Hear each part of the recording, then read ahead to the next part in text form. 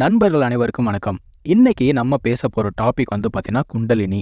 ஏன்னா இதுக்கு முன்னாடி குண்டலினி சக்தி அப்படிங்கிறத பத்தி நிறைய பேசியிருக்கோம். எப்படி குண்டலினியை வந்து எழுப்ப செய்யறது அப்படிலாம் பார்த்துருக்கோம். ஆனா பேசிக்கா குண்டலினினா என்ன? அதை பத்தி நம்ம இது வரைக்கும் பேசினதே கிடையாது. நிறைய பேர் வந்து நிறைய டாபிக்ல பேசியிருக்காங்க. இருந்தாலும் நம்ம சேனல்ல நம்ம பேசல இல்லையா?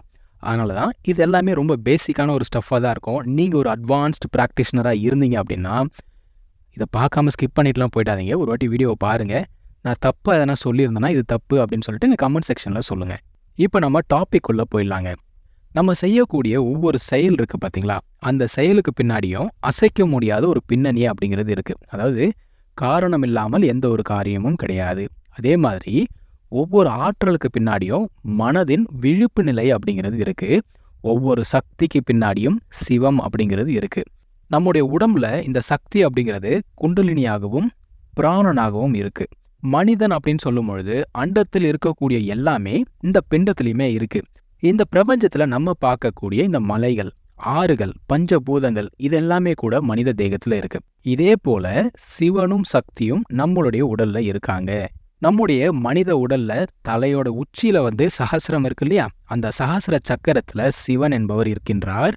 அவருடைய சக்தின்னு சொல்லக்கூடிய குண்டலினி நம்முடைய முதுகு தண்டின் அடிபாகத்தில் மூலாதார சக்கரத்தில் இருக்கு. இப்போ மூலாதாரம் அப்படின்னு சொல்லும் பொழுது அடிப்படை அப்படின்ற ஒரு பொருள். நம்முடைய உடல் முழுவதுக்குமே அந்த உடல்ல செயல்படக்கூடிய அந்த உயிர் சக்திக்குமே நிலைத்த துணையாக இருக்கக்கூடியது என்ன அப்படின்னு பார்த்தீங்கன்னா இந்த குண்டலினி சக்தி. இந்த குண்டலினியோட இயல்பு என்ன அப்படின்னு பார்த்தீங்கன்னா அது மூலாதார சக்கரத்துக்கு அடியில் உறங்கிட்டு இருக்கு. அது ஆற்றல் மிக்க ஒரு ஆதார சக்தி அப்படிங்கிறத நம்ம பார்த்துட்டோம். நம்ம ஒவ்வொருவருக்குள்ளேயும் உடல்ல இருக்கக்கூடிய இயற்கையாக அமைந்த ஒரு சக்தி தான் இது. அப்போ இந்த சக்தியை மின்னாற்றலும் உணர்ச்சியும் மிக்க மறைந்திருக்கக்கூடிய ஒரு சக்தி அப்படின்னு குறிப்பிடலாம் இல்லையா? குண்டலம் அப்படின்னு சொன்னா சுருண்டு இருப்பது அப்படின்னு பொருள். குண்டலினி சக்தி அப்படிங்கிறது ஒரு நாகப்பாம்பை போல சுருண்டு இருக்கிறதுனால அதுக்கு இந்த பெயர் வந்துச்சான். சாதாரணமாக சக்தி அப்படின்னு சொன்னோம் வச்சுக்கோங்களேன், ஒன்று எலக்ட்ரிசிட்டி அப்படிங்கிறது ஞாபகத்துக்கு வரும், அப்படி இல்லைன்னா மேக்னட்டிசம் அப்படிங்கிறது ஞாபகத்துக்கு வரும், அதாவது காந்த சக்தி. அப்போது இந்த மின்காந்த சக்தி போல இதை நம்ம ஒரு சாதாரண சக்தியாக நினச்சிக்க கூடாது. இந்த குண்டலினி சக்தி அப்படிங்கிறது மிகவும் புனிதமான ஆற்றல் மிக்க ஒரு ஆன்மீக சக்தி. இந்த குண்டலினி சக்திக்கு வந்து பார்த்தீங்கன்னா புஜங்கினி இல்லை நாகசக்தி அப்படின்ற ஒரு பெயர் இருக்கு இல்லையா? எதுக்காக அந்த பெயர் வந்ததுன்னு பார்த்தீங்கன்னா இது அந்த யோகியின் உடலுக்குள்ள ஒரு சுருள் வட்டம் போல இருந்துகிட்டு அவருடைய சக்தியானது வளருமாறு செய்வதால் அதை புஜங்கினி அல்லது நாகசக்தி என்று சொல்வார்கள். இந்த நாகப்பாம்பு அப்படிங்கிறது உஸ்ன்னு சொல்லிட்டு ஒரு சத்தம் போடும் பார்த்தீங்களா? ஸோ இந்த குண்டலினி சக்தி அப்படிங்கிறது விழிப்படையும் பொழுது உஸ்ன்னு சொல்லிட்டு சத்தம் ஒலி எழுப்பி கொண்டே இந்த சூஷ்மணத்திற்குள், சூஷ்மணம் அப்படிங்கிறது இந்த எப்படி சொல்கிறது எனர்ஜி சேனல் அப்படின்னு சொல்லுவாங்க, அந்த சூஷ்மணத்திற்குள் பிரம்ம நாடி வழியாக மேலெழுந்து செல்கின்றது. இந்த வீடியோவை கேட்டுட்டு இருக்கக்கூடிய எல்லாருக்குமே குண்டலினி சக்தினா என்ன அப்படிங்கிறது ஓரளவுக்கு தெரியும். நான் உங்ககிட்ட ஒரு கேள்வி கேட்குறேன். அதாவது குண்டலினி சக்தி அப்படிங்கிறத ஒரு யோகி மேலே எழுப்புறான் இல்லையா, அதன் பயன் என்ன? எதுக்காக நம்ம குண்டலினி சக்தி அப்படிங்கிறத மேலே எழுப்பணும்? இந்த இடத்துல நீங்கள் பாஸ் பண்ணிவிட்டு உங்களோட ஆன்சரை நீங்கள் கமெண்ட்ஸில் சொல்லுங்கள். ஏன் அப்படின்னா இந்த குண்டலினி சக்தி அப்படின்னு சொல்லும்போது எல்லாருக்குமே ஞாபகம் வர்றது அஷ்டமா சித்திகள், அப்படி இல்லைன்னா ஏதோ ஒரு சித்துக்கள். இப்போது நீங்களே வந்து பார்த்தீங்கன்னா தியானம் அப்படிங்கிறத பண்ணுறீங்க. என்னைக்காவது எதுக்காக நம்ம தியானம் பண்ணுறோன்னு சொல்லிட்டு உங்களை நீங்களே கேட்டிருக்கீங்களா? ஒரு யோகி எதுக்காக குண்டலினி சக்தி அப்படிங்கிறத கிளப்பி விடுறாங்க, எழுப்பி விடுறாங்க அப்படின்னு பார்த்தீங்கன்னா மேலே இருக்கக்கூடிய இறைவனிடம் தன்னை அறிமுகப்படுத்துவதற்காக. இப்போ குண்டலினி சக்தி அப்படின்னு சொல்லும்பொழுது சக்தினா யாரு? சிவன், சக்தி அப்படின்னு சொல்லிட்டு நம்ம பிரித்து பார்த்துருக்கோம், கரெக்டுங்களா? சிவன் என்பது யார்? இறைவன், தந்தை அப்படின்னு சொல்லுவோம். சக்தி அப்படின்னு சொல்லும்பொழுது தாய். அப்போது இறைவனுடைய அருள் சக்தி தான் குண்டலினி சக்தி. இறைவனோட அருள் தான் வந்து பார்த்தீங்கன்னா எல்லாமாக இருக்கின்றது. நீங்கள் வெளியில் பார்க்கக்கூடிய மனிதர்களாகட்டும் பொருட்களாகட்டும் எல்லாமே இறைவனுடைய அருள் சக்தி தான். அப்போ அந்த அருளின் பிள்ளைகள் தான் நம்ம எல்லாருமே. அப்படி பார்த்தீங்கன்னா குண்டலினி சக்தி அப்படிங்கிறது நம்முடைய தாய், அப்படி தான் நம்ம பார்க்கணும். அந்த அன்னைக்கிட்ட நம்ம என்ன சொல்கிறோம்? ஒரு தாய் தான் தந்தையை காட்டி இவர் தான் உனக்கு அப்பா அப்படின்னு சொல்லுவாங்க, கரெக்டுங்களா? அதே மாதிரி அந்த தாய்கிட்ட இந்த மாதிரி தந்தையிடம் என்னை அறிமுகப்படுத்தி வை அப்படின்னு சொல்லிட்டு எழுப்பப்படுவது தான் வந்து பார்த்தீங்கன்னா குண்டலினி சக்தி. நீங்கள் வந்து அம்பாள் பற்றின பாடல்கள் இதெல்லாம் வந்து கேட்டிருந்தீங்க, அதுக்கான விளக்கங்கள்லாம் படிச்சிருந்தீங்க அப்படின்னா நான் சொல்கிறது உங்களுக்கு புரியும். அம்பாள் பாடல்கள் என்ன சொல்லியிருப்பாங்க அப்படின்னா அவங்க தான் வந்து உலகத்தில் இருக்கக்கூடிய எல்லாமாக இருக்கின்றார்கள். அதாவது பொருட்களாகவும் உயிர்களாகவும் எல்லாமாக அவர் இருக்காங்க. மனிதர்கள் உள்ள குண்டலினி சக்தியாக இருக்கின்றார்கள் அப்படின்னு சொல்லிட்டு அதில் சொல்லுவாங்க.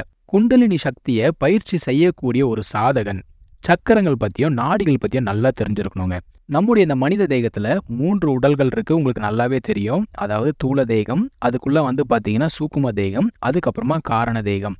இந்த சூக்கும தேகத்தை பார்த்தீங்கன்னா ஆவி உருவம் அப்படி இல்லைன்னா ஆவி தேகம் அப்படின்னு சொல்லுவாங்க. இந்த பரு உடலானது ஆவி உருவின் இயல்புக்கு ஏற்றாற்படி அமைக்கப்பட்டுள்ளதாம். அதாவது இப்போ தண்ணி இருக்கு, அந்த தண்ணியை நீங்கள் சூடு பண்ணீங்கன்னா அது என்னவா மாறுது? நீராவியாக மாறுது. அப்போ அந்த நீராவி அப்படிங்கிறது தண்ணியில் மறைஞ்சிருக்கு.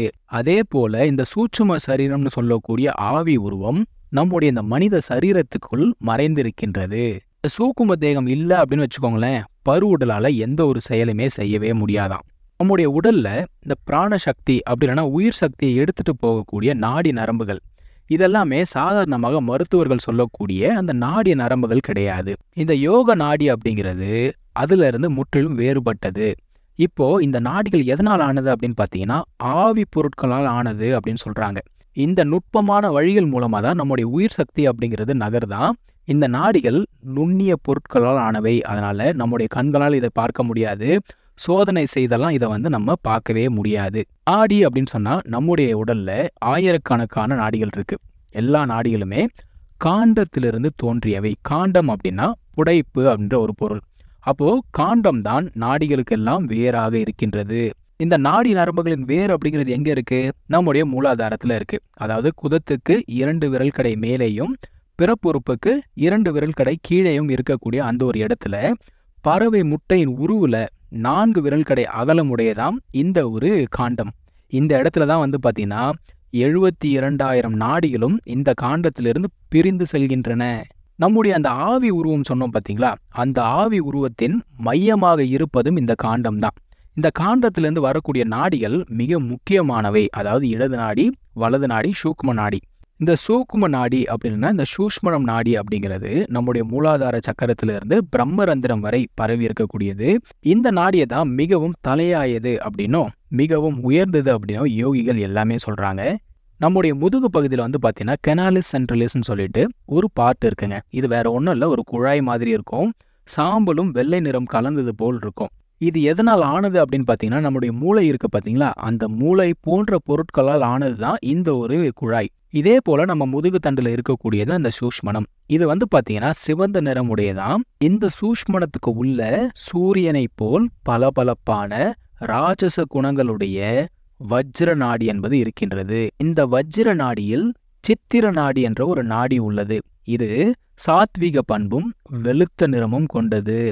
சித்திர நாடியில் அழகும் நுட்பமும் உடைய பிரம்ம நாடி இருக்கின்றது.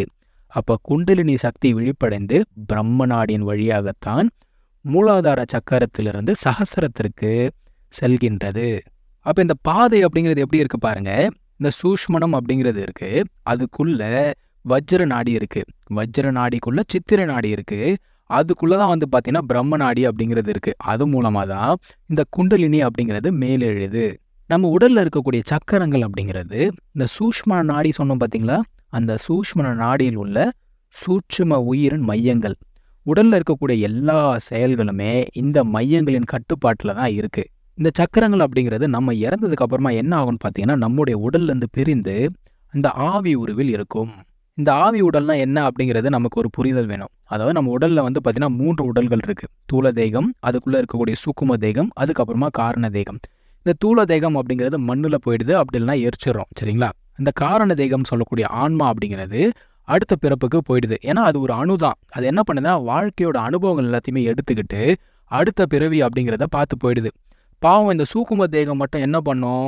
இந்த சூக்கும தேகத்துல தான் நீங்க வாழும் பொழுது என்னென்ன அனுபவங்களோட வாழ்ந்தீங்களோ அந்த மொத்தமும் சேர்ந்து இருக்கக்கூடிய இடம் எதுனா இந்த சூக்கும தேகம் தான். ஸோ நம்ம இறந்ததுக்கு அப்புறமா இந்த சூக்கும தேகம் அப்படிங்கிறது ஒரு ஆவி உருவத்தை பெற்று ஆவியா சுத்திக்கிட்டு இருக்குப்பா, வேற ஒன்றும் கிடையாது. ஸோ நீங்க வாழற காலத்துல ஒரு நல்ல எண்ணம் உடையவர்களாக இருந்தீங்க அப்படின்னா உங்களை போலவே அதுவும் ஒரு நல்ல எண்ணம் இருந்து சுத்திக்கிட்டு இருக்கும். இல்லை தீய எண்ணங்கள், பழி வாங்கக்கூடிய குணங்கள் அப்படின்னு இருக்கும் பொழுது அந்த ஆவி உருவத்துக்குமே அதே குணங்கள் அப்படிங்கிறது இருக்கும். ஸோ யாராவது உங்ககிட்ட நான் ஆவியை பார்த்தேன், பேயை பார்த்தேன் அப்படின்னு சொன்னா அவங்கள இக்னோர் பண்ணாதீங்க. ஏன்னா அவங்க பார்த்தது வேற ஒன்றும் கிடையாது, இறந்து போன ஒருத்தருடைய சூக்கும தேகம் அப்படிங்கிறது தான். ஒரு ஆன்மா அப்படிங்கிறது ஒருத்தர் ஆக்கிரமிக்கணும் வச்சுக்கோங்களேன், அது வந்து மனதளவில் இருந்து தான் செயல்பட முடியும். அதனால தான் டாக்டர்ஸ் என்ன சொல்றாங்கன்னா, இது பேய் பிசாசெல்லாம் கிடையாது. அவங்களுக்கு வந்து பார்த்தீங்கன்னா, மனநிலை பாதிப்பு இருக்கு அப்படின்னு சொல்றாங்க. ஏன்னா, இந்த ஆவிகள் கூட மனதளவில் இருந்து தான் நம்மள கட்டுப்படுத்த முடியும். சரிங்க, நம்ம வந்து பேக் டு டாபிக் போயிடலாம். ஏன்னா, இத பத்தி ஏற்கனவே வேற ஒரு டாபிக்ல பேசியாச்சு. மறுபடியும் இங்க பேசுறது வேஸ்ட் தான். அதாவது இப்ப சக்கரங்கள் அப்படின்னு பேசணும் இல்லையா? இந்த சக்கரங்கள் அப்படிங்கிறது நம்முடைய சூக்கும தேகத்துல இருக்கக்கூடிய ஒன்று.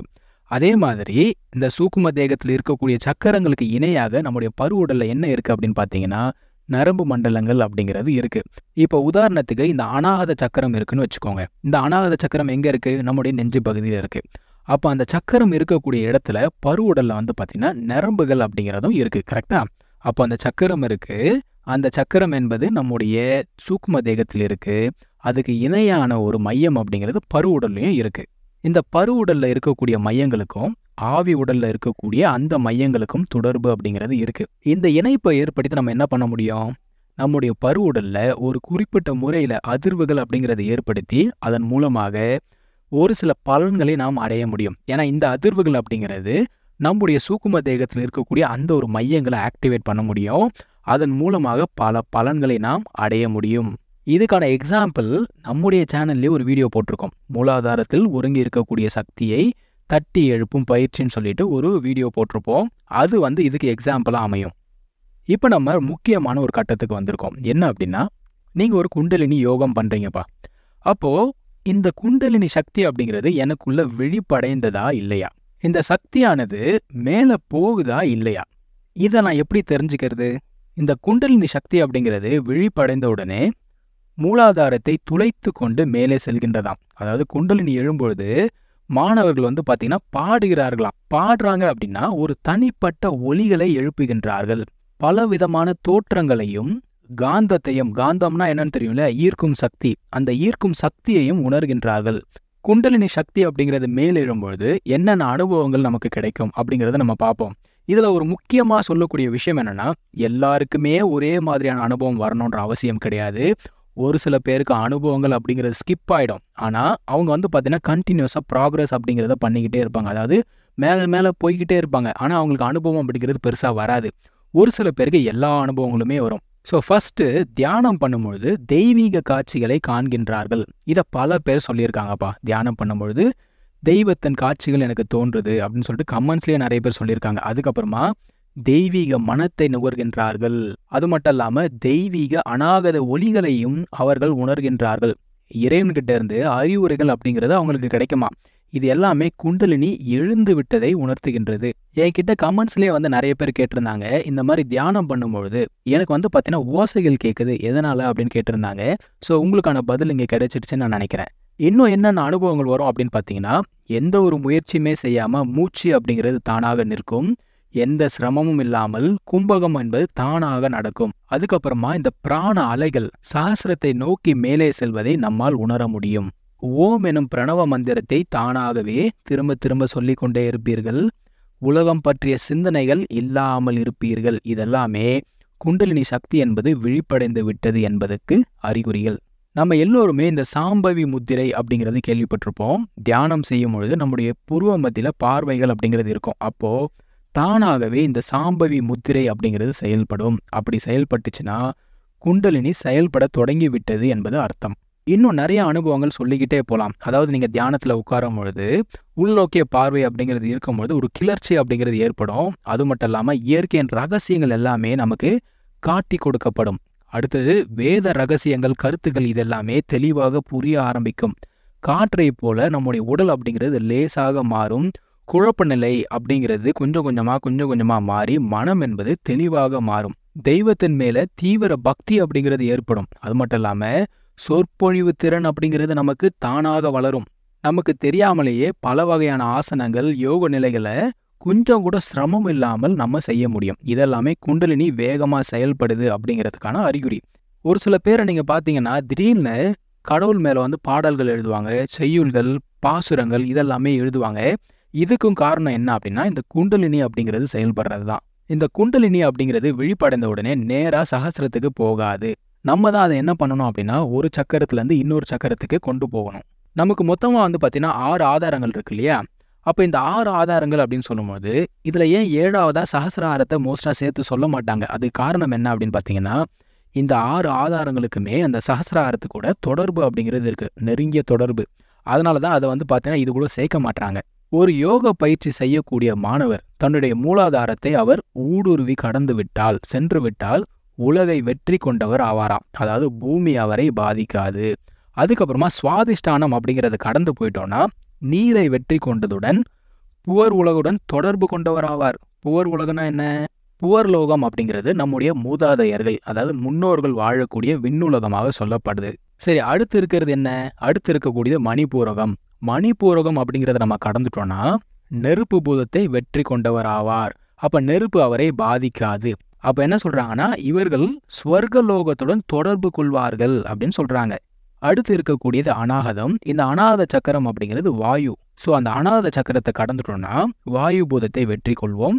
வாயுனால் எந்த ஒரு பாதிப்பும் நமக்கு ஏற்படாது. அதுக்கப்புறமா இருக்கக்கூடியது என்னன்னா விசுத்தி, ஜனலோக தொடர்பு என்பது நமக்கு ஏற்படும். அடுத்தது இருக்கக்கூடியது ஆக்னேய சக்கரம். இந்த ஆக்னேய சக்கரத்தை கடந்துட்டாங்க அப்படின்னா தபோலோக தொடர்பு என்பது ஏற்படும். அதுக்கப்புறமா சத்தியலோகத்துக்குள் நுழைய முடியும். இந்த லோகங்கள் பற்றிலாம் நீங்கள் பெருசாக இப்போ கவலைப்படாதீங்க. அதுக்கான எக்ஸ்பிளனேஷன் நம்ம வேற ஒரு வீடியோவில் பார்க்கலாம்.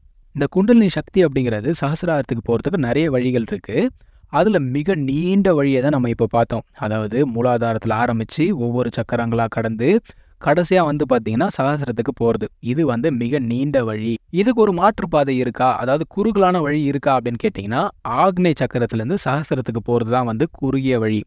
அதனால தான் ராமலிங்க பெருமான் என்ன சொல்லியிருப்பாரு, புருவ மத்தியில் எப்போவுமே கவனத்தை வச்சு பழகணும், அதுக்கப்புறமா உங்களுடைய சிற்சபையில் கவனத்தை வச்சு பழகணும் அப்படின்னு சொல்லியிருப்பாரு.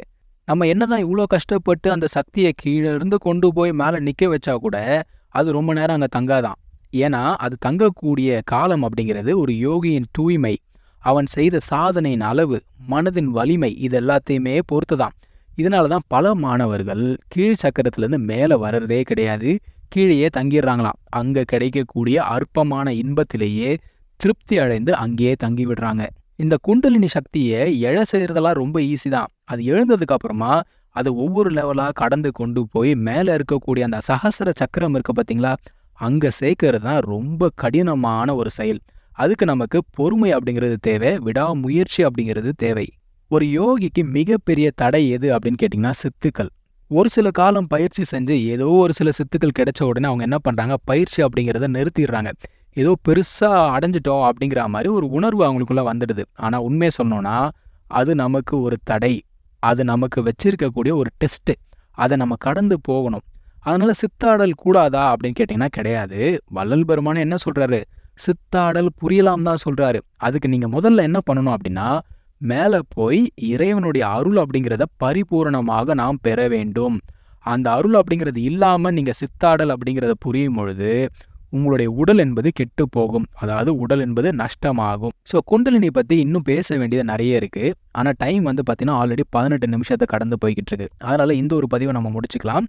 அடுத்த பதிவில் இன்னும் பல விஷயங்கள் நம்ம எடுத்து பேசலாம். சரிங்களா? So thank you so much for வாட்சிங். Take care. பை.